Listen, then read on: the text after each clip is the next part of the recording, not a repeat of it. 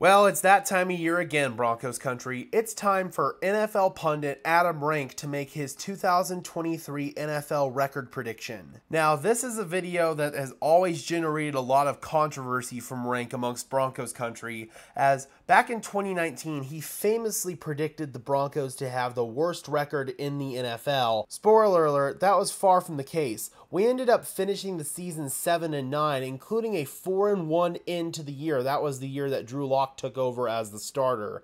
And at the end of the day, that's the closest that we've been to a winning record since 2016, as much as that hurts to say. Then last year, Rank predicted that the Broncos would finish 12-5 and first place in the AFC West. And he also predicted that the Kansas City Chiefs would finish 9-8 and completely miss out on the playoffs. Well, unfortunately, the Broncos ended up going the exact opposite of what Rank predicted. We ended up going 5-12, and the Chiefs, of course, went on to win the Super Bowl. So, overall, his predictions have not exactly rung true here in Broncos country, and they've always been kind of the opposite. So Adam Rank, each year he's predicted us to go to the playoffs, we've absolutely sucked, and each year he's predicted us to suck, we've somewhat overachieved. So let's see what Adam Rank thinks about this year's Denver Broncos team in year 2 of the Russell Wilson era and year 1 of the Sean Payton era. Now, I'm not going to be able to play this video because of copyright reasons, so we're going to go ahead and skip ahead here and see where Adam Rank has us ranked, no pun intended. Alright, well that's the best shot of it. He won't move out of the way, unfortunately. But Rank actually has the Denver Broncos finishing with a winning record at 9-8. In fact, he's got us here with a 3-game win streak to start the season. At home against the Raiders in our season opener. At home once again against the Washington Commanders. And then he's got us winning a game that I really do not see us winning. And that is on the road at Miami. I think that's going to be a really tough matchup for us, guys. It's going to be hot. It's going to be humid. The Dolphins are expected to be a really good team. And you've got the added element of Vic Fangio being there, wanting to get revenge on his old team. Same with Bradley Chubb. I really don't like when we scheduled this game. I would have much rather, honestly, flipped this game and the New England Patriots game. I would have much rather gone to Miami on Christmas Day, or Christmas Eve rather, when it would have been at least better and more cooperative weather. Us going into Miami is much like teams coming into Denver early in the season when it's hot and when the altitude really gets to people because they're not in football shape. So I really don't like this Miami game at all. But Rank nonetheless has us picking up a win here. He then has us going on the road once again and losing to the Chicago Bears. And a little spoiler for his prediction, he's actually got the Bears going 12-5. Personally, I do feel like the Bears are going to be a much improved unit this year, and getting DJ Moore is a big addition for Justin Fields. At the same time, though, I'm going to criticize the Bears a little bit here because they had the #1 overall pick at one point in time, and they traded down and ultimately ended up with Darnell Wright. Granted, they needed offensive line help, but Darnell Wright wasn't even the best tackle available in my opinion. So that's a really, really tough grab for the Bears. And I do feel like they're going to be a much better team than they were last season. And I even think they may sniff a winning record. But they're going to have to go up against teams such as the Detroit Lions and the Minnesota Vikings and maybe even the Green Bay Packers, depending on what becomes of them in year 1 of Jordan Love. So the Bears, I don't think they're going to be as formidable of an opponent as a lot of other people think. And I believe Rank is actually a Bears fan. So there you go. I think personally that's going to be a game that we could very easily win, even though it's on the road. I'm personally going to flip this Miami game and the Chicago game. Give me an L on the road in Miami and give me a win on the road in Chicago. He then has us losing to Aaron Rodgers, Robert Saleh, and the New York Jets at home in Week 5. And that one's interesting because the last time that Aaron Rodgers played in Denver, it was in 2015. Granted, it was against the no-fly zone, and I believe they held him to less than 100 yards passing. Yeah, they sure did, man. He went 14 for 22 for 77 yards. So yeah, last time Aaron Rodgers came to Denver certainly didn't fare too well, but Granted, that was against one of the greatest defenses in NFL history. I do feel like it's going to be a tough challenge for Aaron Rodgers this time around, and we've, of course, got the added element of Nathaniel Hackett returning to town. I still feel like the Broncos are going to put up a really tough fight against the New York Jets. They put up a good fight against the Jets defense last year, even with Brett Rippon at quarterback. So with Russell Wilson at quarterback and Sean Payton calling the plays, I feel like the Broncos are going to do a really good job sort of neutralizing the Jets defense. And our defense is then going to have to do a good job at neutralizing Aaron Rodgers and the Jets offense. And I really feel like we've got the horses on defense to do that. If Pat Surtain can take away Garrett Wilson and Damari Mathis or Riley Moss can take away Allen Lazard, then I really feel like we're going to be able to slow down Aaron Rodgers. And if Randy Gregory and Baron Browning are able to get home off the edge, then I feel like that could be a win for us. Rank then has us losing on a short week on the road at Kansas City. I don't see any scenario where we win that game, honestly, unless the Broncos come out absolutely on fire and or Patrick Mahomes or Travis Kelce is hurt. Otherwise, in Kansas City on a short week, that's a tough one. However, the last time the Broncos beat the Chiefs was on Thursday Night Football, week 2 of 2015 in Kansas City. So who knows, man? The last time we beat the Chiefs was on Thursday Night Football, and maybe the first time in 8 years that we beat the Chiefs will be on Thursday Night Football at Arrowhead. You never know, man. Then he's got us coming back home, taking a win over the Green Bay Packers. I talked about them a little bit earlier. It's going to be really interesting to see how they fare out in year 1 of the Jordan Love era.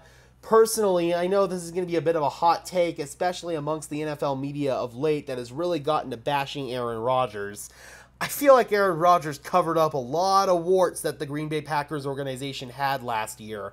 And losing Davante Adams made that come to a head last year. And now that they alienated their relationship with Aaron Rodgers, granted, Aaron didn't do much to solve that issue. I'll acknowledge that.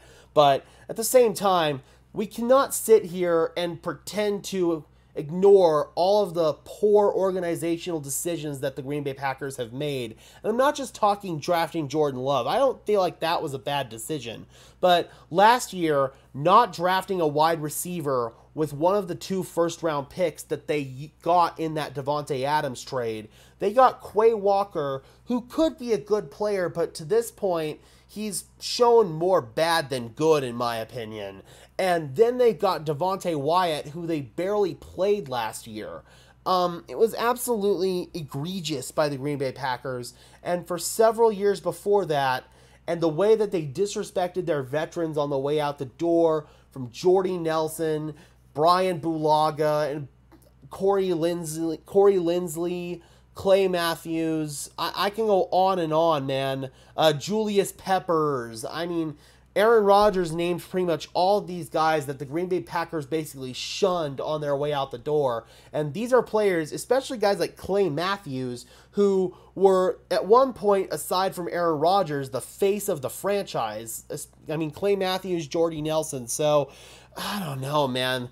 The Green Bay Packers, I feel like a lot of their warts over the past few years have been covered up by Aaron Rodgers and Davante Adams.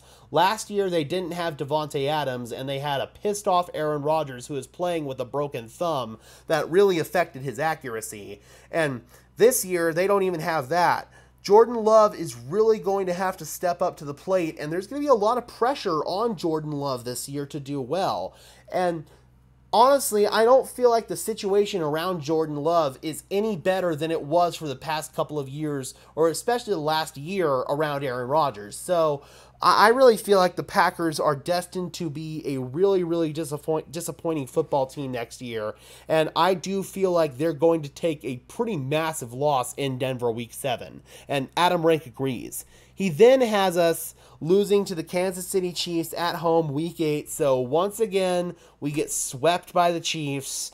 I don't know. I do feel like it's going to be a really tough ask for us to beat the Chiefs this season. Next year, it might be a little bit more realistic, but if we are going to squeak out a win against the Chiefs, I'm a lot more confident in us doing it week 8 at home than I am us doing it week 6 on the road. It would just be really cool for us to break that streak in Arrowhead and give those guys a loss in their own stadium. I feel like I would enjoy that.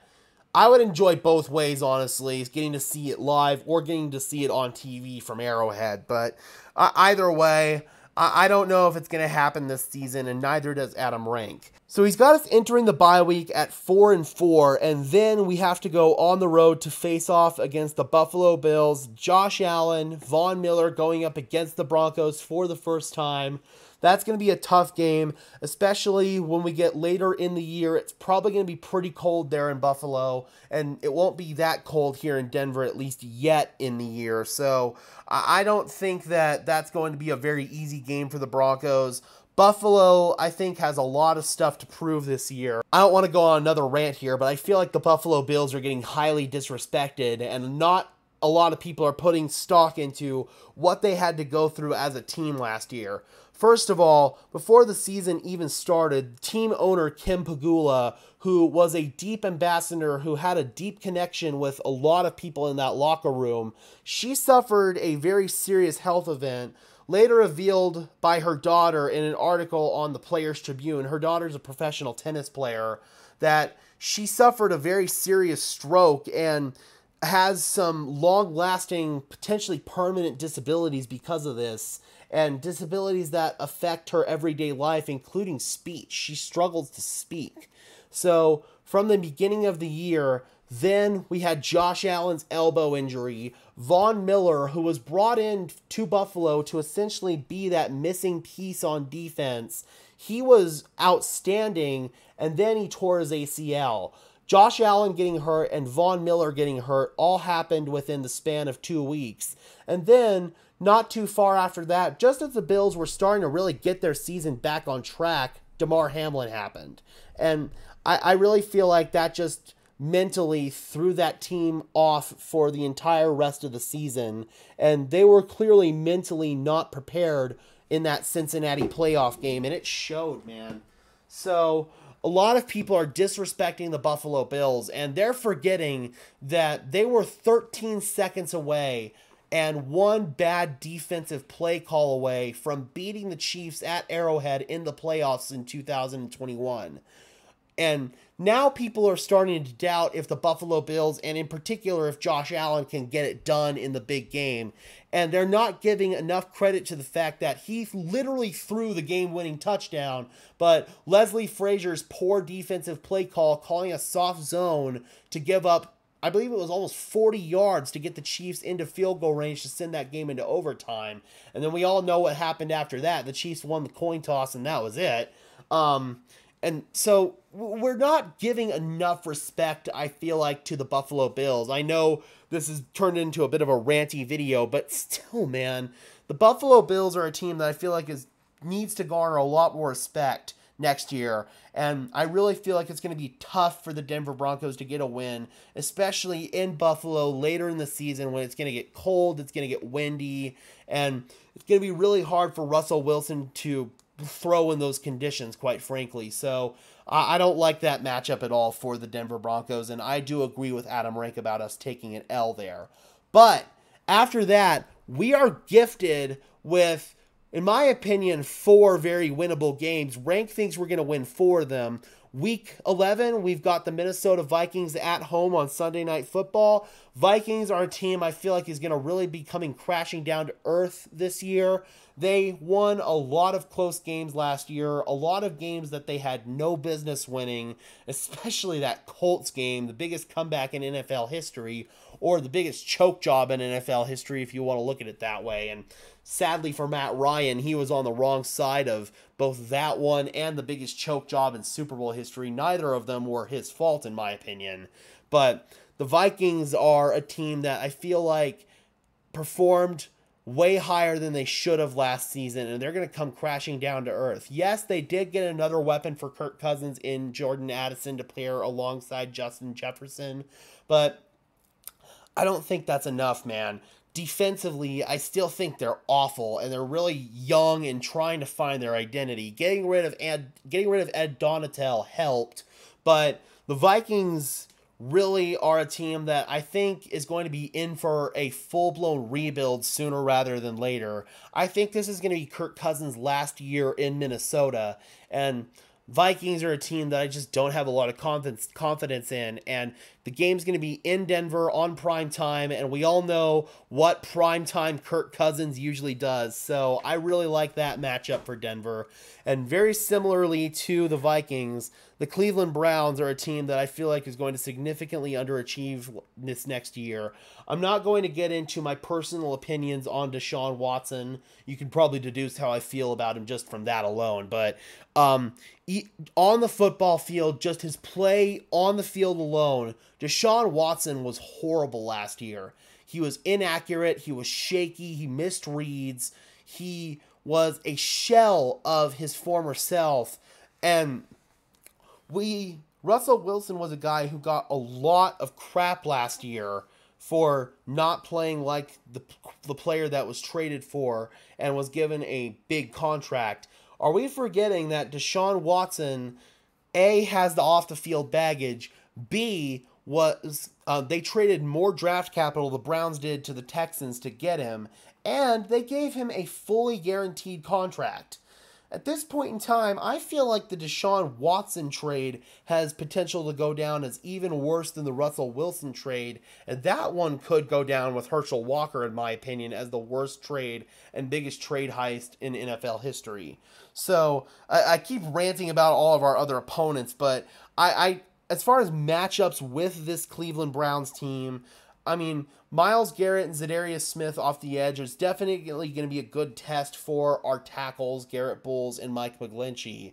And Deshaun Watson, we'll see how he's playing at this point in time. There have been heavy rumors circulating that the Browns could be interested in DeAndre Hopkins and reuniting Watson with Hopkins. So that would certainly help Watson get closer to the player that we saw in Houston for all those years. So that's going to be a really interesting game, and it all depends on the Cleveland Browns for me and how well they're playing at that point in the season. But as of right now, both myself and Adam Rank are going to give the Broncos a W in that game. Moving on to Deshaun Watson's old team, the Houston Texans, who have their new potential franchise quarterback in C.J. Stroud in the building, and, of course, pulling off that draft day stunner, trading up to get Will Anderson as well. I really like what the Texans are building under first-year head coach DeMeco Ryans. They're a team that I don't know is going to be super-duper competitive next year, but I think they're going to eke out at least 5 or 6 wins, and they're going to be physical, they're going to be tough. You know, they're going to at least show some fight and some heart, but I just don't know if they have the physical talent on their team right now to be a super competitive football team, but they're essentially in year one of their rebuild now with DeMeco Ryans. So I really feel like the Texans are doing some good stuff, and it's going to be a game obviously on the road for the Denver Broncos in Houston, but a game that I feel like is totally winnable. And those are those easy wins, those layup wins for the Denver Broncos that we struggled to get last year. These are those gimme games that we have to win if we're going to have any chance at all of sniffing the playoffs. So Adam Rank has us taking a win there, and I agree. We should take a win there, and if we don't, then I have some serious concerns about this team. The first one will be on the road against Justin Herbert and the Chargers. They're a team that also I feel like is going to come crashing back down to earth this year. I really don't believe in Brandon Staley as a coach. He's somebody that consistently puts his team in bad situations. Last year, the way that he botched the Denver game at the end of the year was absolutely ridiculous. The Chargers had a playoff spot locked up, and just because they didn't want to essentially lose to the Broncos and have a bad look, or as Staley claimed, he didn't want to sit his starters and have them rusty, and I can understand that to an extent, but at what cost does it become when you lose Mike Williams to an injury in that game and he becomes unavailable the next week? The Chargers could have very easily won that game against the Jaguars in the playoffs had they had Mike Williams. On top of that, Staley's coaching decisions have been fairly questionable. Ronaldo Hill was their ex-defensive coordinator. He's now gone on and I believe reunited with Vic Fangio in Miami. And so now he's going to take over, Staley is, as the primary defensive mastermind, and he's going to oversee pretty much everything on that aspect. And offensively, they've hired Kellen Moore this year, and the hope is that Moore will be able to get the most out of Justin Herbert, whereas current Broncos offensive coordinator and former Chargers offensive coordinator Joe Lombardi couldn't. Good news is Joe Lombardi is going to have a very reduced role here in Denver in comparison to what he had in with the Chargers. So I'm at least confident that he's not going to be as big of a screw up here in Denver as he was with the Chargers. But going back to the Chargers roster, they did bring in another weapon for Justin Herbert this past offseason in the draft, bringing in Quentin Johnston in the first round out of TCU. But until they prove otherwise, man, the Chargers are a team that I constantly depend on underachieving. Granted, we have basically split with the Chargers every single year since Justin Herbert has been their quarterback. And every year we have lost to the Chargers on the road at SoFi. In fact, we have yet to win a game at SoFi Stadium. And we always beat the Chargers at home in Denver. Justin Herbert is 0-3 at Mile High. So if that rings true, then Rank's prediction will be correct, and we will indeed take a loss in this game, but we will bounce back in Week 17 at home against the Chargers with a win. Then, Week 15, we've got to head up to Detroit to face the Lions. And the Lions are a team that's expected to take a really big turnaround this season in year 3 of the Dan Campbell, Jared Goff, and Brad Holmes experience. Obviously, last year they went on that big winning streak and knocked the Green Bay Packers out of the playoffs in their final game. I really love what the Lions are doing on both sides of the ball. Offensively, they've got weapons galore for Jared Goff, and by this point in time, Jameson Williams will be back from his suspension. And then, on top of that, their defense figures to be a lot better this year. They've acquired a lot more talent on the defensive side of the ball. The Lions, they added Jahmyr Gibbs in the draft. They added David Montgomery, so they're going to have a new 1-2 punch at running back there. I really love what the Lions are building, honestly. I strongly believe in Dan Campbell as a leader. And this is actually going to be a pupil-teacher rematch here, as Dan Campbell served as the tight ends coach in New Orleans for several seasons under Sean Payton. Because of that, I think Sean Payton's going to have a bit of a leg up in what Dan Campbell's going to try to do. Their defensive coordinator, Aaron Glenn, also comes from New Orleans and was also a Sean Payton disciple. So this is teacher meeting pupil here, and I really feel like Sean Payton, giving his previous experience with Dan Campbell and with Aaron Glenn, I think that Sean Payton may have an advantage here. And I don't know if the Broncos are as talented of a roster right now as the Detroit Lions are. So that's why I would agree with Adam Rank that this is going to be a loss. But I think it's going to be a lot closer than people think because of Sean Payton's knowledge of both Dan Campbell and Aaron Glenn's defense. Then we come back to face the New England Patriots at home on Christmas Eve night. And Rank has us taking a loss there. I personally disagree. His main justification for us taking a loss there is Bill Belichick, but gotta be honest, man, ever since Tom Brady has left the New England Patriots, I have not been impressed with Bill Belichick's coaching. His coaching decisions have been questionable, to say the least, especially last year with the way that they handled their offense, hiring Matt Patricia, a guy who has historically been on the defensive side of the ball and has been a defensive play caller. They hired him to call plays on the offense for Mac Jones. Mac Jones absolutely despised Matt Patricia. That was very evident in the way that they communicated with each other, and he despised Matt Patricia's play calling as well.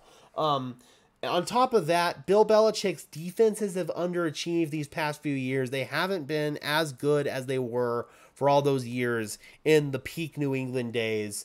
And just overall, man, the Patriots have just been kind of mid. They did make the playoffs in 2021, where they were immediately blown out by the Buffalo Bills in the wild card round.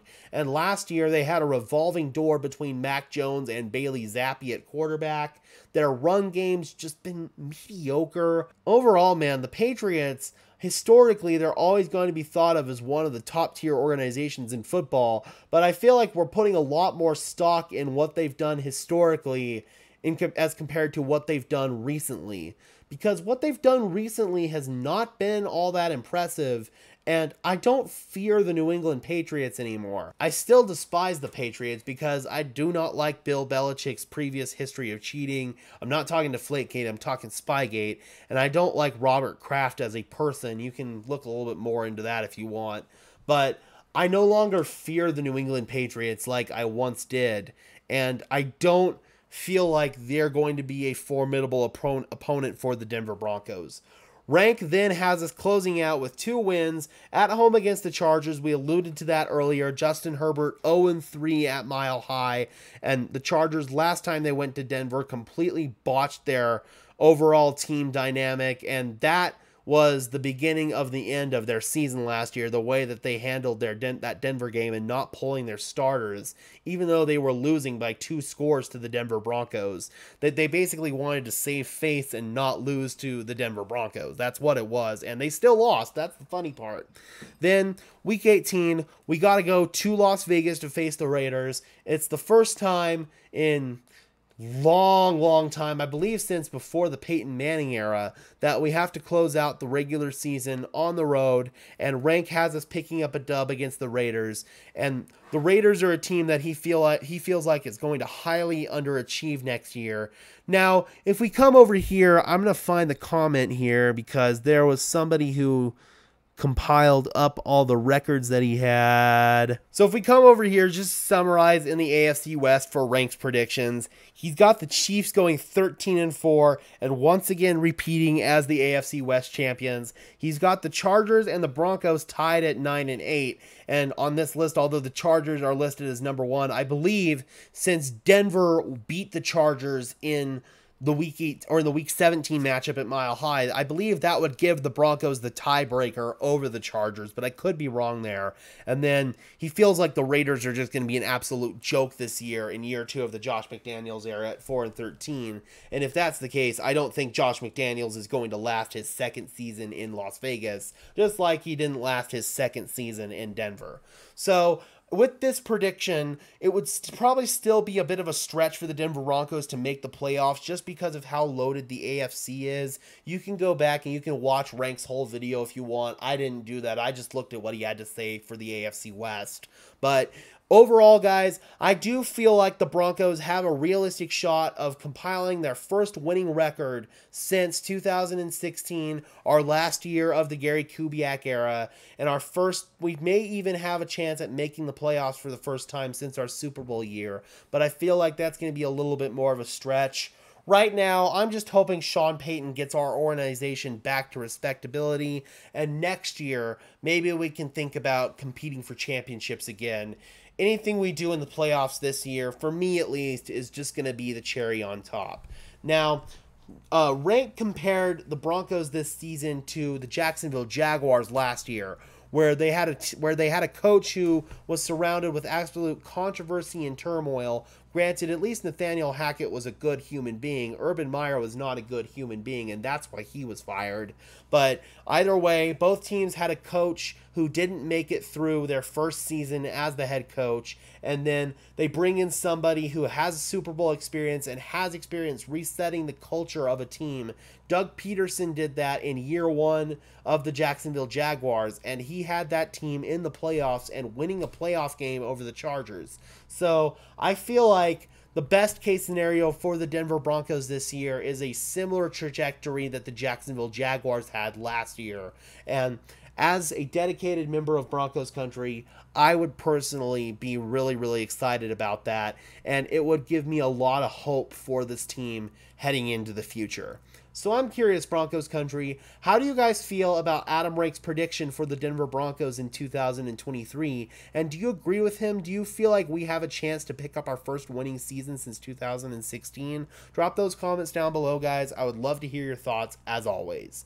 Be sure to leave a like on this video, as well as subscribe and ring the bell so these videos appear in your notification feed. And while you're at it, guys, be sure to follow me on Twitter at GageMadridNFL for continuing Broncos coverage. And until next time, guys, This has been another episode of Denver Broncos Syndicate. I am your host, Gage Madrid, saying peace out.